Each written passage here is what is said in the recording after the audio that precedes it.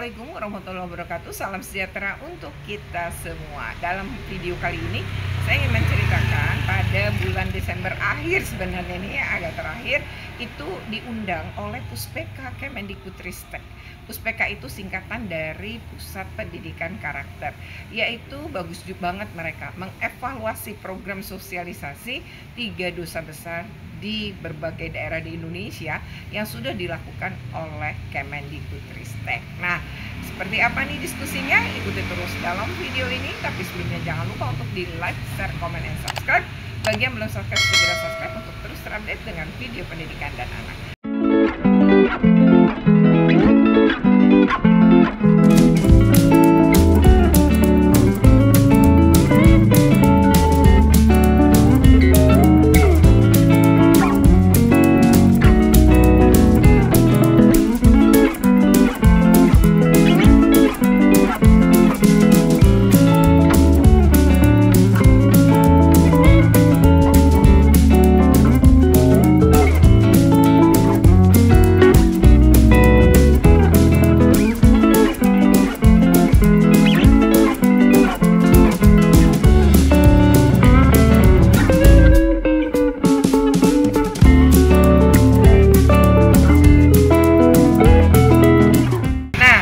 Jadi ya, ini kegiatannya dilakukan di Hotel Mercure Gatot Subroto. Nah, di sini ternyata hotelnya terletak di Jalan Gatot Subroto dekat Kuningan, dan dari atasnya kok indah banget. Saya lihat tol, lalu ada kereta ya LRT yang lewat, dan pas banget saya di jendela dia pas lewat.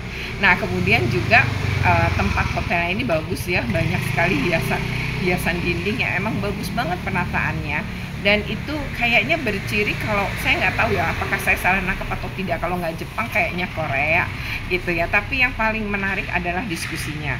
Jadi ini mengundang berbagai unsur ya, jadi ada dari organisasi profesi guru dan juga berbagai NGO. Dan menariknya adalah ini diberi kesempatan semua pihak untuk memberikan komentar ya, komentar tentang apa? Yaitu tentang selama ini ya sosialisasinya itu seperti apa penilaiannya. Maka diskusinya sangat menarik karena setiap orang ya, setiap yang perwakilan boleh memberikan pendapat ya. Simak, silakan ya, menarik. Itu Direktorat PAI ada festival Rohis gitu ya, yang diundang tuh anak-anak SMA, SMK gitu ya, negeri. Ada satu sekolah gitu yang anaknya ini kan bikin kayak project mengenai toleransi gitu ya, dan ternyata itu mereka itu dari Ambon gitu ceritanya. Nah, di Depok sama di Bekasi, kami juga akan coba sosialisasikan di Bandung. Jadi sebetulnya Permendikbud ini menjadi salah satu konten yang yang bisa masuk ke dalam aspek ini. Jadi karena berkaitan dengan soal toleransi dan kekerasan ya secara umum, di dalam pedoman ini kami ada 3 sektor yang kami intervensi. Lalu harga tertinggi acaranya berapa kan itu. Nah, tapi menurut saya kan nggak sekedar itu ya kerjasamanya, tapi bagaimana yang udah keluarnya SK Menteri kan udah keluar nih bahwa pembelajaran ini namanya sekarang pendidikan Pancasila. Jadi kalau nanti kita ngubah undang-undang Sidiknas, kata-kata itu akan berubah juga gitu, begitupun di peraturan-peraturan lain. Nah, maksud saya agenda utama yang mestinya kita bangun secara fundamental untuk membangun sikap plural atau kebinekaan di sekolah, itu sebenarnya bisa dari berbagai lini, tapi barangkali lewat pendidikan Pancasila ini bisa, cuma mesti dikawal bareng. Artinya guru-guru PKN-nya juga harus sangat berpikir terbuka nih ya terhadap kebinekaan. Yang kedua, mereka punya kreativitas yang emang untuk gimana membangun kesadaran anak-anak soal perbedaan tadi gitu, bahwa itu bukan ancaman. Nah, salah satu temuan kami adalah, betul kata Bulan, jadi pendidikan agama Islam itu kurang didesain untuk siswa ini memperkenalkan dirinya dengan perbedaan atau mendorong mereka untuk mengenali perbedaan.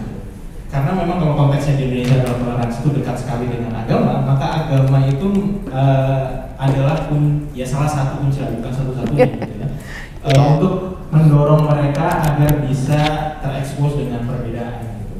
Nah, PAI ini kami teliti antara SD sampai SMA. Nah, itu belum terjadi semacam perbedaan yang mendasar itu, bagaimana misalnya kalau SD diajarin kayak gini, SMP kayak gini, SMA kayak gini.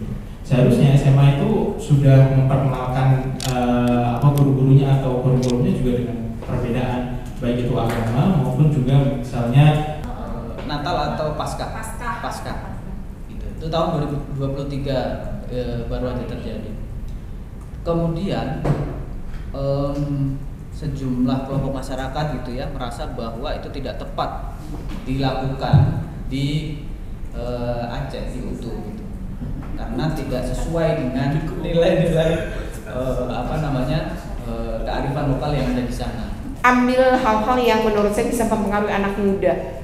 Jadi kalau gurunya atau pihak ke sekolahnya atau malah orang tuanya yang masih melakukan pengasuhan secara negatif, mungkin kita bisa nyadarin anak-anak ini melalui tadi pendek-pendek tadi gitu. Jangan lebih dari semenit sih menurut saya. Lalu dengan tampilan yang lebih menarik, di dalamnya isinya juga anak-anak muda gitu. Minta mungkin bisa ke sekolah-sekolah nih, bisa dilatih gitu ya. Maksudnya nggak usah dilatih sih, anak-anak itu udah jago banget sih bikin-bikin TikTok kayak gitu. Jadi bagaimana mereka misalnya bentuknya apa ya, bisa pakai lomba sih kalau mau cepet. Kemendikbud bikin lomba ya untuk anak-anak ini, ide kreatif untuk bikin ini itu menurut saya jauh lebih cepet. Nggak usah sama ngeluarin, mendingan mereka dapat hadiah gede. Toh teman-teman juga udah tinggal dapat dari yang beribu ide nih. Menurut saya gitu. Jadi nanti ada ketentuan bahwa punya. Oke, demikian video ini, semoga bermanfaat. Jika bermanfaat jangan lupa untuk di like, share, comment, and subscribe. Bagi yang belum subscribe, segera subscribe untuk terus terupdate dengan video pendidikan dan anak.